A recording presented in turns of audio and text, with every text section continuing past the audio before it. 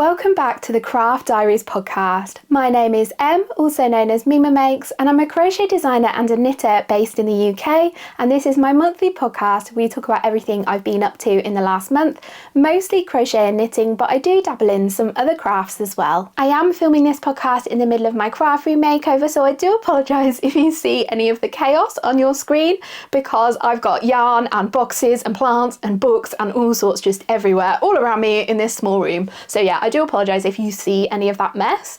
If you're interested in seeing my craft room makeover, I have already uploaded part 1 to this channel and I will link it at the end of this video so you can watch it next. But before you do that, let's talk about my 2 finished projects and my 3 new projects. So grab yourself a cuppa and get comfy.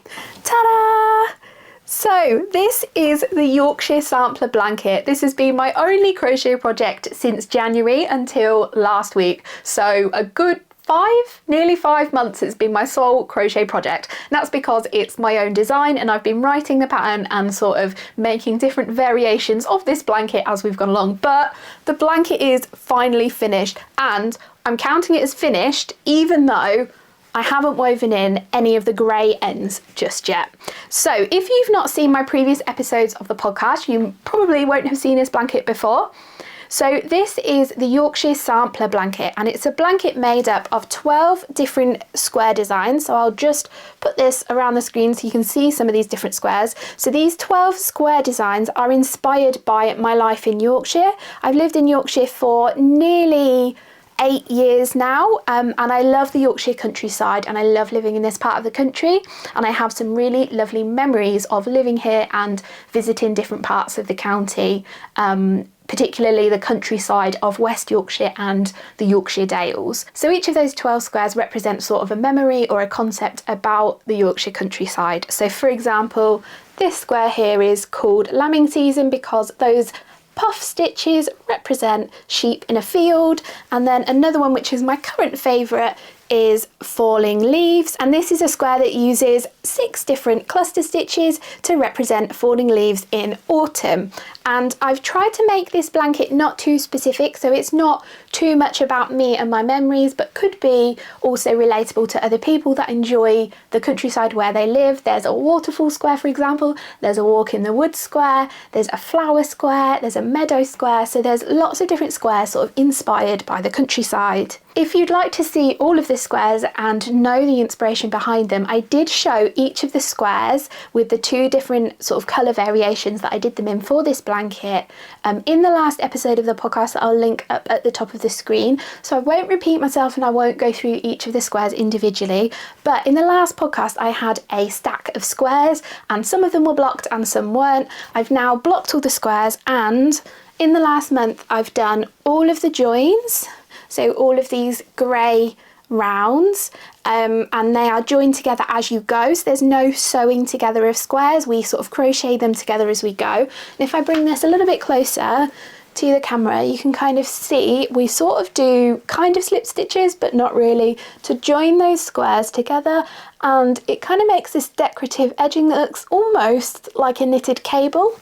And then I've also done the border that I did show in the last podcast. I showed a little sample of it, but this is the finished border. It is curling a little bit. I haven't blocked the edging or the finished blanket yet. I've just blocked the individual squares. So the border is curling ever so slightly. So this border was a highly demanded tutorial and pattern from when I made the blanket that inspired this blanket, and I'll put a picture up on the screen of my original sampler blanket that I finished early 2023, and that was using 49 different granny square patterns that I found on Ravelry, and most of them were free patterns as well. But I designed my own join for that blanket that I have a tutorial for, and I also designed my own border that was very, very similar to this border. So what I'm going to be doing is I will be releasing this border with the Yorkshire Sampler pattern. So when this pattern releases, so it's going to release in 4 parts from July all the way through until I think the end of September, the 4 parts release. And the first 3 parts cover the 12 granny squares, and then part 4 is this join and the border. So if you've been after this border pattern, you need part 4 of the Yorkshire Blanket Crochet Along to get this border pattern. But You could get the whole blanket pattern. I am going to be selling the part separately on Etsy, but you can buy the full pattern on Ravelry. So that's kind of how that's going to run. There's also, so in the pattern, there is a stitch guide with a photo tutorial to accompany the written pattern, and that shows you how to do all of the special stitches. I will also be doing video tutorials for each of the individual squares, as well as the join as you go method and the border. This is going to be a paid for pattern that includes a video tutorial, so the video tutorials won't be available for free on my YouTube channel. It's the first time I'm sort of experimenting with sort of paid for video tutorials, and I will release more details about it once I've got them all finalised. The other thing to say about this blanket is it is in hand dyed sock yarn. So I used 24 mini skeins of hand dyed sock yarn, just as if I had a yarn advent, for example, but I actually used mini skeins from my stash. I'll put a picture up of all the sort of the mini skeins laid out, because they do make a beautiful fade, just like in the blanket.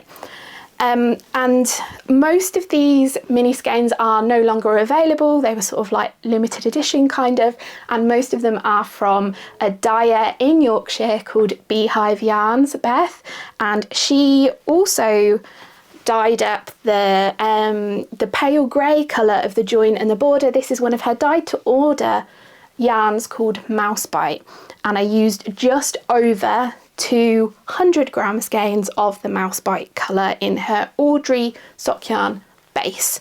So you don't need to make this blanket, if you're wanting to join in the crochet along, you don't need to make this blanket in sort of expensive hand-dyed yarn if you don't want to. You could dive into your stash if you're into hand-dyed yarn. As you can see, I'm going through a bit of a hand-dyed yarn moment at the minute. We've got just some of it here. But if you're not into hand-dyed yarn, I am going to be sort of putting together some yarn packs of fingering weight yarn, and I've also written the pattern so you can use double knit weight yarn instead if you don't want to be crocheting at such a fine gauge.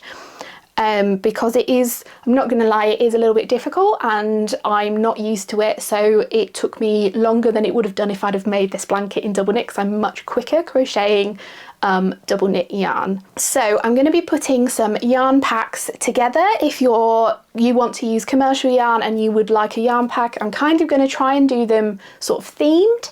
In a few different yarns, fingering and double knit. So last week Wool Warehouse started stocking yarn packs for my previous crochet along blankets that are now available. I'll link them down in the description. So there are going to be a few yarn packs available on Wool Warehouse for this. However, some of the vendors at Yorkshire Yarn Fest are going to be putting their own packs together as well for this crochet along. So just keep your eye out on my social media and on the community tab, and as soon as one of these yarn packs is available, I will post it to my social media and to the community tab on YouTube if you're not on social media, if you want colour inspiration. But I do encourage you to go into your stash maybe, or if you've got a particularly favourite yarn or a yarn pack or even a yarn advent that you want to use for this blanket, do it, and I would love to see your colours that you're planning to use. So do tag me if you do post them on social media, because I'm really excited to see what people do with this blanket pattern. It is currently in testing, and I've seen some of the squares that my testers have made in different colours and different yarns and testing different gauges, and it just looks fantastic, and it's made me, I feel a bit emotional. I've been a bit emotional about the launch of this blanket because it's a month away, and I think it's because I've poured so much of myself into it, and it's the longest pattern I've ever written. It was a big learning curve writing this pattern because it's a more complicated pattern than my previous patterns. So it's been a bit of a mission, and because it's so personal to me, the inspiration for the blanket is so personal to me, it does feel like I'm selling a little bit of myself, if that makes sense, alongside the blanket pattern. So yeah, I am a little bit emotional about the launch. I hope it goes well. If you are planning to join in the crochet along, do let me know in the comments, because I'd love to double check that people are actually excited about this pattern. And you might not be as excited as I am about it, but yeah, I would really love to know if you're planning on joining in this crochet along, because I think it might be something special. So I think that was everything I wanted to say about the Yorkshire Sampler blanket. If you have any questions about the crochet along, do let me know down in the comments and I will answer them.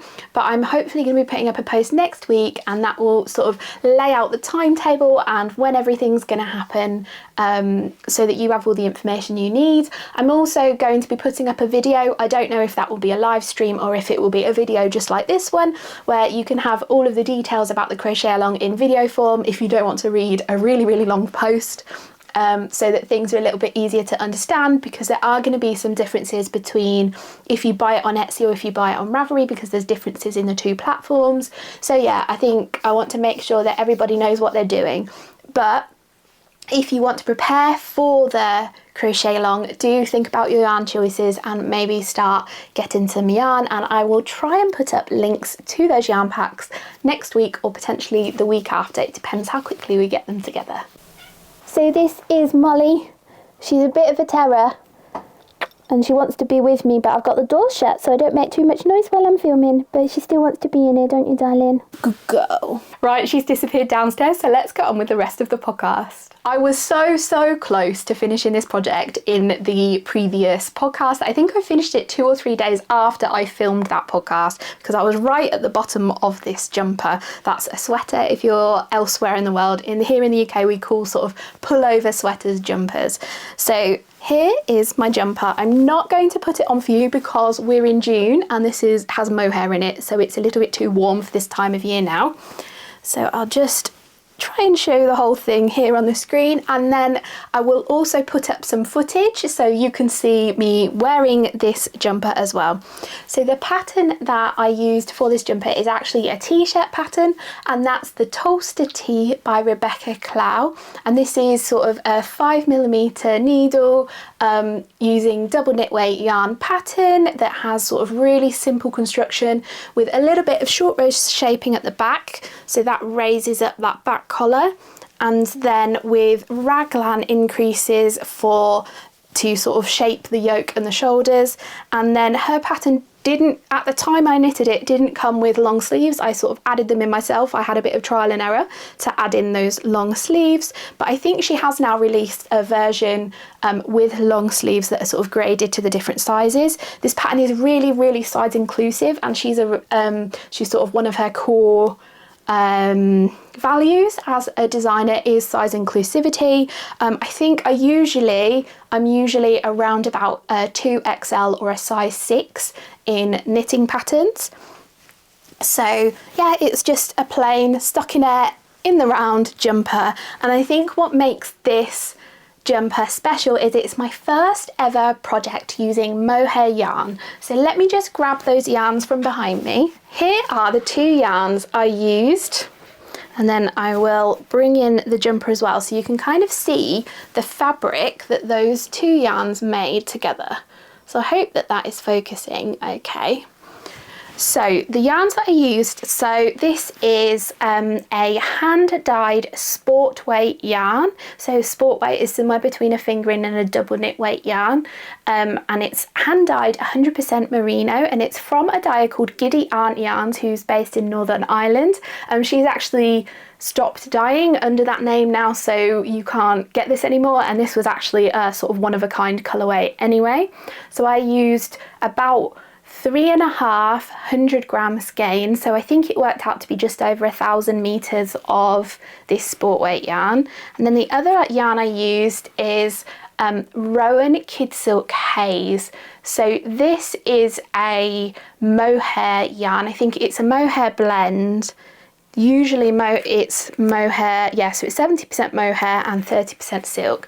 And as you can see, it's quite a fluffy yarn, and the yarn is I will show you, it's kind of lace weight thin, and when you hold it together with a yarn like this, it gives it like a halo, and it actually changed the colour, sort of because those two fibres blend together.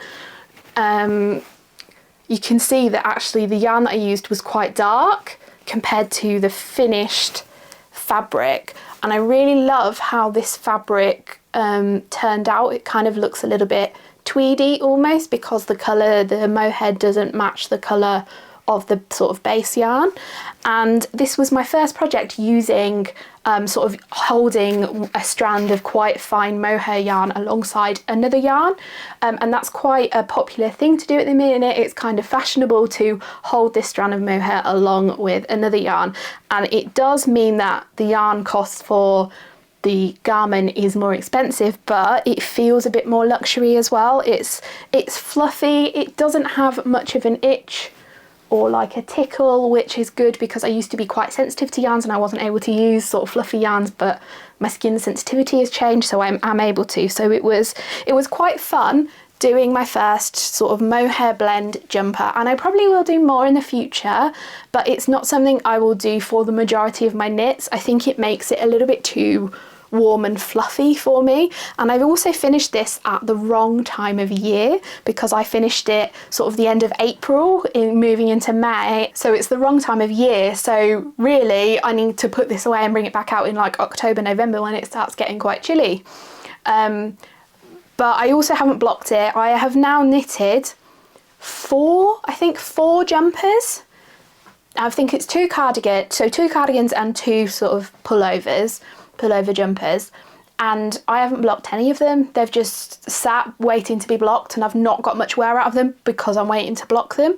And I don't know why I've got just this block of blocking. Yeah, I've got like a mental block of actually blocking the jumpers, and I think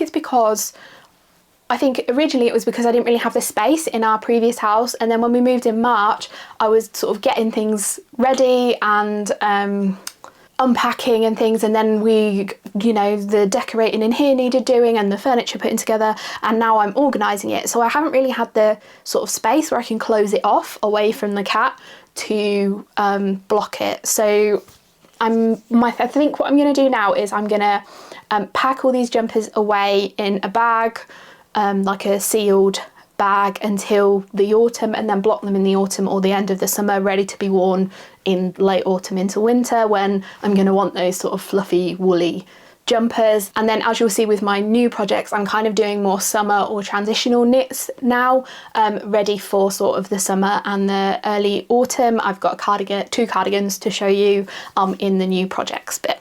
So yeah, let's have one last look at this gorgeous purple jumper before we move on to, I suppose we should start with one of those jumpers I was just talking about.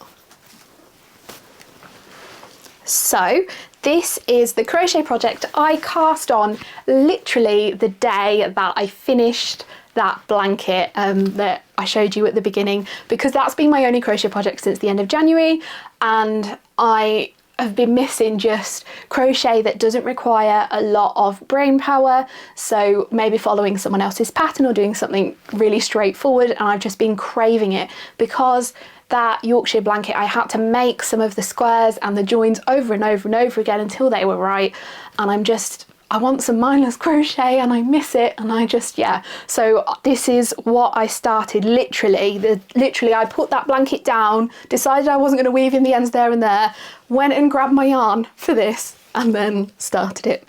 So I'll show you what I've got so far, and I'll try and put it on, I think. Yeah, I'll try and put it on so you kind of see what it's going to be. So this is a cardigan.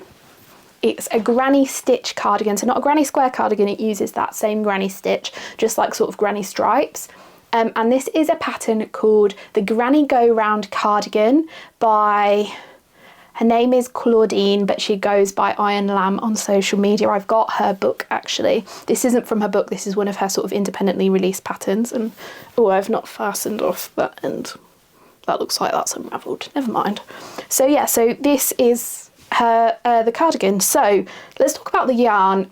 So this yarn is stash yarn, mostly stash yarn, not the beige isn't, the colours are stash yarn, and that is Debbie Bliss Baby Cashmere Merino. So this is a sport weight cashmere merino, and I think microfiber blend, and it's yarn that I've had in my stash probably going on 10 years now, and I've just not had any idea what to do with it. So some of my Debbie Bliss stash I've talked about previously. So this hexagon blanket here, people have asked for tutorials, it is coming. Once the Yorkshire Sampler blanket is started, this is going to be my next sort of tutorial after that. So this blanket. So I had a box of Debbie Bliss Baby Cashmere Merino that I was stashing up over the space of about 3 years. Every time that I saw a colour of that yarn go on sale, or it was discontinued, so it was on clearance, or I got a few balls sort of secondhand where it was just like 3 balls of one colour that wasn't really enough to make a jumper with. So I was just sort of stashing up this yarn because I got one ball of it and I really liked the feel of it. So I was stashing up this yarn, I ended up with a box, and then I pulled out 24-ish colours that I liked, and that became this blanket here. But the colours that were left behind were quite bright. I mean, I'll show you my basket. So these colours are quite bright and quite summery, I would say, and a little bit gives me kind of a bit of a Cath Kidston vibe. I used to be a Cath Kidston girl with my Cath Kidston bag and my Cath Kidston bedding and stuff like that. So it gives me that sort of like 10 years ago Cath Kidston colour scheme vibe. And I quite like those colours, but bright colours do not look good on me. I am very pale, as you can see, I'm very fair, and I find that bright colours wash me out, and sometimes if they are really, really bright, they can reflect in my face, particularly bright orange and bright pink. You can literally see it on my face where the colour is literally reflecting off of me. So I struggle to wear bright colours. I do better with jewel tones. But I wanted to make these colours into some sort of summery, colourful cardigan. And then I remembered about a pattern I saw a few years ago, which is called, let me have a look on my laptop what it's called. So the pattern was called A Good Vintage Cardigan by Fran Morgan, and it was published in the Simply Crochet magazine. But the problem with that pattern is it is not size inclusive, so it only goes up to a 46-inch bust. My bust is 48 inches, sort of at its biggest. So that wouldn't fit me very well, particularly as I wouldn't want something quite tight around the bust. I'd want something fairly loose, given that I want this jumper to be transitional for spring and autumn. So I knew that that pattern wasn't for me, and that pattern also uses fingering yarn, and I already have a fingering weight jumper that's sort of in hibernation, crocheted fingering weight jumper, and I really don't like crocheting fingering weight yarn when it's just one stitch over and over and over again. I didn't mind it too much for the blanket because we were doing lots of different stitches, but this jumper I'm literally, I'll put some footage up now. It's the Candy pullover by Nomad Stitches, and I'm on the body now, and it's just rounds and rounds and rounds of just double crochet from like the armpit to the hips, and I just can't do it. I've tried and I just have no motivation to do it whatsoever. So I didn't want to do it fingering weight. I wanted double knit, and I thought that if I took that idea of alternating those bright Cath Kidston-y colours with a neutral yarn, that would sort of tone down those brights and make it so I'm able to wear it. And now I've just put this on, I think I've successfully done that. I think that has toned those brights down enough that I can wear them, and I think it looks better than I thought it was going to look, if I'm completely honest. I thought if I made it and I didn't wear it, I could gift it, but I quite like this now.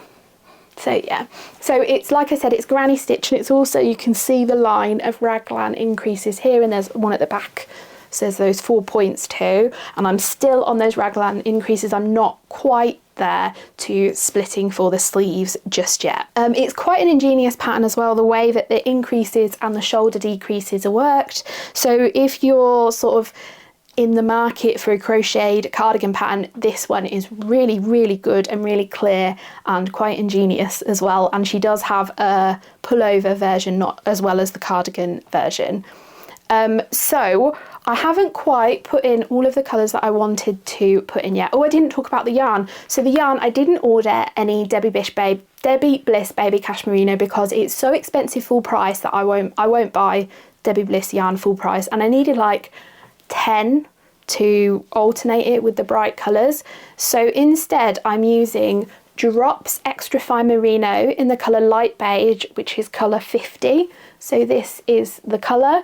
It's kind of an oatmeal-y soft beige. It's definitely on the sort of neutral to warm side of beige. It's not very grey, and I think that does really make these colours pop, and it doesn't make it too sort of busy and bright for me. So I'm using all the colours of Debbie Bliss Baby Cashmerino, but I am thinking about using one of the balls of yarn from my Drops Merino stash. I have got quite a lot of odd skeins of this yarn, of this one, because I haven't really got a pale pink, and I think that might do that one next. But I've got some other colours like this colour that I'm thinking about using, and I'm really not sure about whether I'm going to use the orange or not. I'm not sure it goes well with the other colours, but yeah, so this is sort of a work in progress for sure. I haven't got any plans for buttons yet. I do think I'm going to do the sort of the neckband and the cuffs in that beige colour. So yeah, that's my current crochet project, and I'm really, really, really enjoying following someone else's pattern and not having to do maths and think about what's the best way to write this, or should I use this technique because it's easier to explain in the pattern. It's so nice to just have it written out and I'm just following someone else's instructions, and it's sort of like brain engaging enough that I'm like, right, I can't just crochet along mindlessly because I've got these increases, but it's simple enough that I can do it with an audiobook or some music on, which is really good. So yeah, really enjoying this. Definitely recommend the pattern. I'm not sure I'd recommend the Debbie Bliss Cashmerino yarn because I think it's a little overpriced for what it is. And I guess I'm lucky that I bought it 10 years ago when I was buying some of these skeins for like £2.50 on eBay. So yeah, I wouldn't buy it full price now. I think there's much better yarn options out there if you do fancy a bit of cashmere in your yarns. I think it's 10% cashmere. I don't actually have any of the labels up here. I think it's 10% cashmere. So let's look at the other cardigan that I'm making, and then we'll finish off with something that's a little bit different to what I usually make. And I think you'll probably enjoy seeing that. It's not something I make, it's not a garment, and it's not sort of housewares, it's a toy, which isn't something I make very often. Okay, so the other cardigan is actually a knitted cardigan, and it again is in this bag that is my favourite project bag. So I'll just get this out. Okay, so this is as far as I got this cardigan. I started this less than a week ago, so I'm calling this actually quite a lot of progress, but this is sort of the open side of the cardigan. So shall I talk about yarn first, or shall I talk about pattern first? I'll talk about yarn first because I'm going to be doing something interesting with this cardigan with crochet. So we'll talk about yarn first. So the yarn that I'm using is a new yarn to me. So it's Drops Cotton Merino. So this is I think it's a 50-50 blend. Let's have a look. So yeah, so it's a 50-50 blend of wool and cotton, and it's a double knit weight yarn. And this colour, I can't actually see it on this. What colour is it? So it's colour 29, which is kind of like this duck egg bluey green colour. I think on the camera it's looking a little bit brighter than it is in real life. It's a little bit more sort of muted. That's a bit better. So yeah, I think it looks quite good on me. It's not too pastel-y because like bright pastels can wash me out as well, but it's sort of, I do like a bit of duck egg. So yeah, so this yarn, I should probably say that this isn't a sponsored video, but I was gifted a voucher that I then spent on this yarn, and that was with hobbyjobby.co.uk. I'll put the actual one on the screen. They've not asked me for any content, they just wanted me to consider being an affiliate with them. I decided against that, but they gave me a £25 voucher. But I bought more than £25 worth of this yarn for the cardigan, so I have actually spent my own money on this as well. So yeah, just full disclosure out there, I do get gifted yarn and things. Now, I will always tell you, if I don't say a yarn is gifted, I've bought it myself with my own money. So my camera overheated, so I had to stop filming, but I'm back now, and we were talking about yarn. This yarn, I talked a little bit about where I bought it. I'm really enjoying knitting with this yarn actually. It's quite soft. It's that blend of the cotton and the merino is making a really lovely fabric. I am going to talk a little bit about the other Drops merino yarn that I'm using because they are quite different yarns. So the yarn that I'm using that's the yarn that I was using, sorry, for the like the Craft Diaries cardigan. So this one, if I hold it close to the camera, hopefully you can see that the way that it's twisted together, the way that it's plied together, it's got a lot of individual plies and they're plied together quite tightly, and this makes the yarn quite stretchy. So one of the things about using a yarn like this that's spun in this way is that it is super wash, so you can wash it in the machine, but if you do, it tends to stretch out because that yarn is so stretchy, and the fact that it is a superwash yarn. So the difference between a non-superwash and a superwash yarn is the superwash wool has been chemically treated so that the fibres don't stick together anymore, so you don't felt it if you wash it in the machine. So that's great, but it does mean that garments knitted in extra fine merino can sort of stretch out of shape and out of gauge in the washing machine. So I haven't actually done a sampled crocheted up of this to put in the washing machine. I probably should have, but I will before I put this cardigan in the washing machine because I don't want it to stretch out of shape. I am making it slightly smaller than I otherwise would so that there is some room in that cardigan for it to stretch. So if I hold the yarn that I'm using for the knitted cardigan up next to that, hopefully you can see the plies of this yarn aren't as tightly spun and there are fewer of them, and you can actually see the individual, I don't know if that comes across on camera, if I hold it close enough maybe. So there's actually individual plies of the cotton and the merino, that's how it's blended together, and this yarn is nowhere near as stretchy. So if I pull up a strand here, there's literally barely any stretch at all. So this yarn, I've done swatches of this yarn knitted up and I've washed them in the washing machine, and they didn't stretch at all. They were exactly the same gauge as before and after the wash in the machine. I didn't risk tumbling it. I think you can tumble it though, or maybe not, you can't tumble dry this yarn actually, but yeah, so this yarn I think might be a better choice for garments than this. However, I love crocheting with this yarn.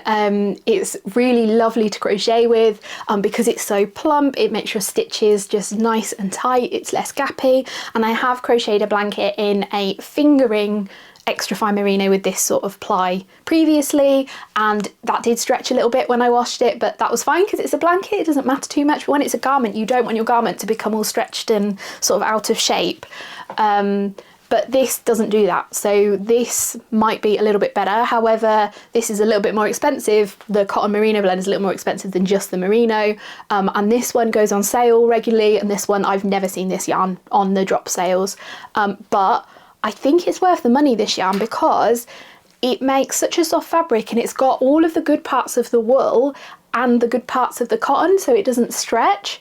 So yeah, I'm really looking forward to seeing how my cardigan washes and wears, because it might be my go-to jumper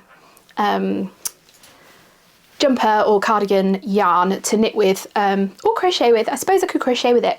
The thing about it is though, is although it's a double knit weight yarn, it's definitely on the lighter side of double knit yarn, so I don't know whether that comes across, but this is slightly thicker than this, but this isn't as thin as like a sport weight yarn, so it's definitely on sort of the lighter end of double knit. So the cardigan, here is the cardigan. So I've done we started at the neckline and then we knitted outwards, and I have split for sleeves, and I'm currently I've sort of left the body unfinished, just the yarn, the stitches all on a cable, and I've actually just started my left sleeve. That's because I like to knit my sleeves before I knit the body so that I can use up as much of the yarn as I possibly can, so that I then don't have it in stash. Whereas if I knitted the body for as long as I could have, say, a ball or two left over, and I could have done a longer body. So yeah, so the pattern that I'm using for this cardigan is just a plain V-neck stockinette cardigan, but I'm going to embellish it with, I'll talk about the pattern first. So the pattern is the April cardigan by Petite Knit. I talked a little bit about Petite Knit patterns in my last podcast. I don't get on with her patterns. I don't think they're worded very well. I don't like that it's sometimes not clear what you're doing because you're following two separate sets of instructions. You're doing these increases while doing these increases and following a chart. And I just find that it could be written in a more straightforward way. So I've given her, 2 goes now. She's one of the most popular knitwear designers online from what I can see. Like, she has thousands and thousands and thousands of people that finish their projects and posted it on Ravelry. But I don't think I'll be using her patterns again because, like I said, they aren't the most straightforward. They're not written they're not phrased the way that my brain works. I think they probably work well for a lot of people, and I can follow them. I just don't think it gets on with the way that my brain works, essentially. So it's a really interesting construction, and the reason why I chose the April cardigan actually is because it's got a really interesting shoulder construction that I've not done before. So I think it's called a saddle shoulder or maybe a contiguous join. I don't know the difference between the two, but yeah. So basically, if you have a look, so here's the neck. So we work outwards down here doing increases, and that's along the shoulder. Then shall I just put this on? I'll put this on and then I'll explain the increases because it's just really interesting construction. Oh, this is a little bit tighter than I intended. Maybe it's because I'm wearing it over the top of a shirt and I started knitting it for it to go over the top of a summer dress. So, as you can see, that bit we were just talking about here, this strip of the shoulder. So I think that's called a saddle shoulder where it does that. So we increase sort of every round there and then every other round down here, and then we do some raglan increases down here. So we've done 3 sets of increases to construct the shoulders, and it does fit me quite well. And I've said in the podcast before, the last podcast, is I want to learn more about sort of garment construction and making my own wardrobe. So yeah, that's why I chose this pattern, and I just wanted a plain stockinette cardigan that I could embellish. And my plan is to embellish this cardigan with either little crochet daisies here or potentially embroidered daisies. I'm not 100% on which one I want to do, and potentially around the cuffs as well. I'm not 100%. I might try it out and then I can always unpick it if I want to, or crochet little daisies and lay them out and see if I like it once the cardigan's finished. And I love daisies. I've got a hexa daisy blanket pattern. I like daisies. I think they're cute. And I've got a daisy hat pattern as well. So yeah, so I like daisies. So I wanted a cardigan with daisies on them, but I didn't necessarily want to do granny square daisies all over it. I just wanted something a little bit more subtle than crocheted granny squares. I wanted something that was just a little bit more dainty and would look nice with a white summer dress or a floral summer dress. So that's kind of what I want this cardigan to be. The inspiration for having the embroidered flowers here is actually from a YouTube channel called Retro Claude. She used to do sewing, she now mainly does vintage knitting patterns from the 1940s. And it's a really, really good channel. I will link her down in the description. Her videos are just so engaging, and she has one of the same disabilities that I have. So it's really nice hearing about how she gets around that in her crafting. She has ME. And I have chronic fatigue related to long COVID, so I really relate to her.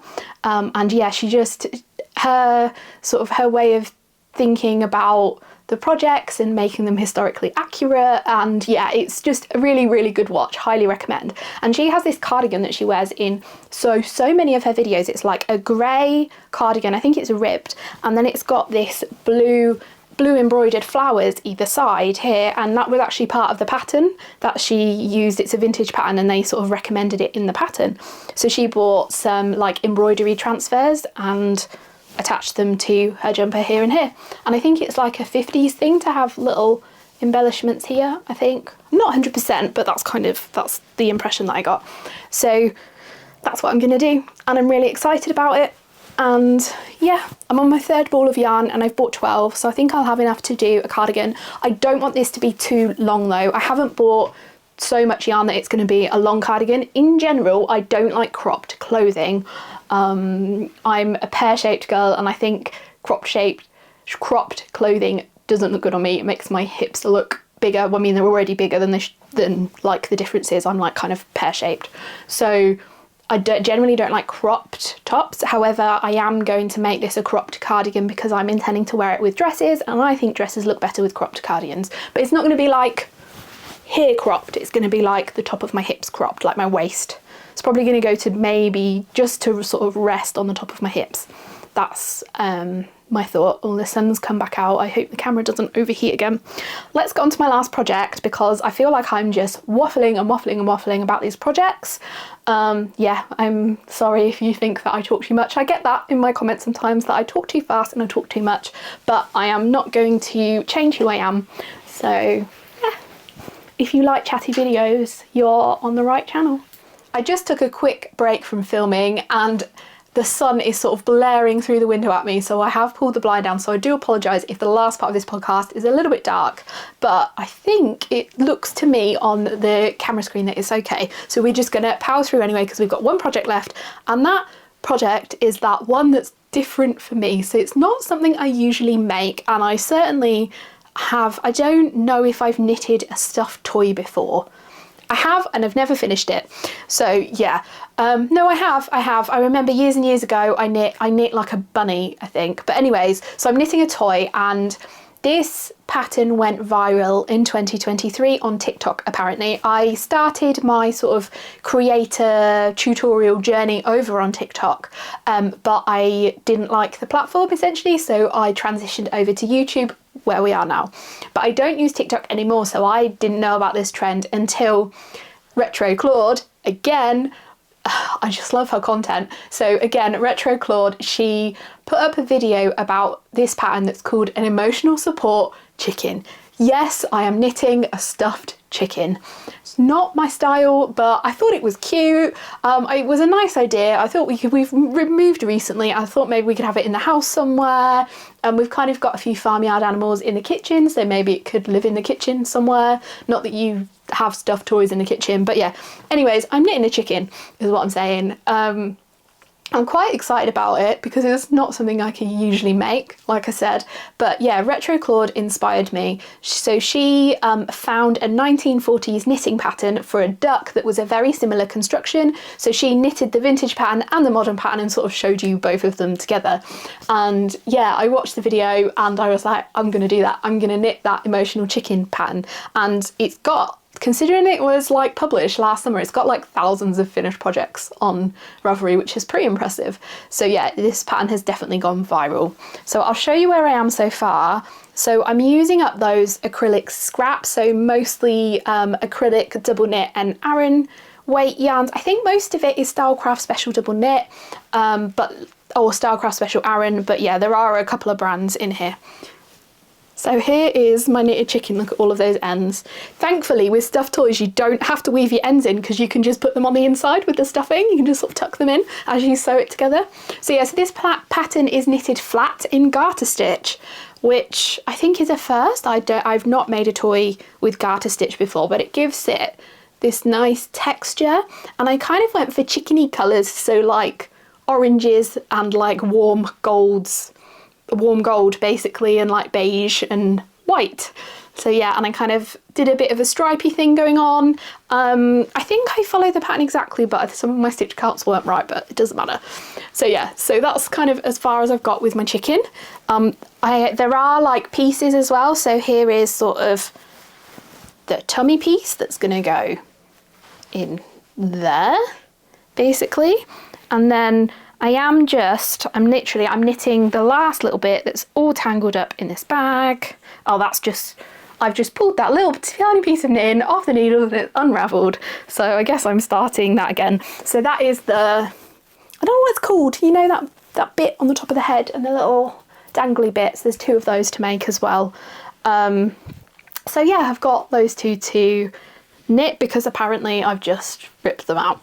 But yeah, this is quite a fun project. I'm looking forward to finishing it.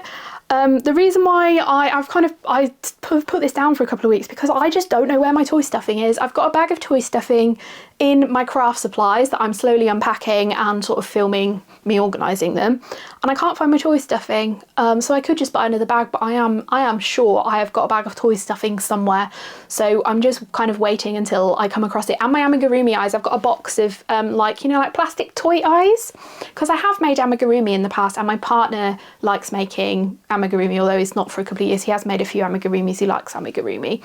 So amigurumi, I don't know if you've not come across it, it's a Japanese term for crocheted plushies. We're using a particular crochet technique. So yeah, and those plastic eyes that you get on like stuffed toys, the safety eyes, I've got a few different sizes and colours and things. So I need to find those, and I need to find my stuffing, and then I can finish off my chicken. I do recommend the pattern if you're up for lots of seaming it together and some garter stitch. It was quite a fun project to do. You do need to know how to do short row shaping in knitting though, so I wouldn't say it was a beginner friendly pattern. I would say like intermediate, like you probably should have done short rows before. This shouldn't be your first short row project because it's not the clearest, I guess, but there is a full video tutorial, so maybe it could be a first short row shaping project for someone. So I feel like this chicken was quite a good way to end the podcast. I will pop a link up on the screen now for you to go and watch part 1 of my craft room makeover, and I will see you next time.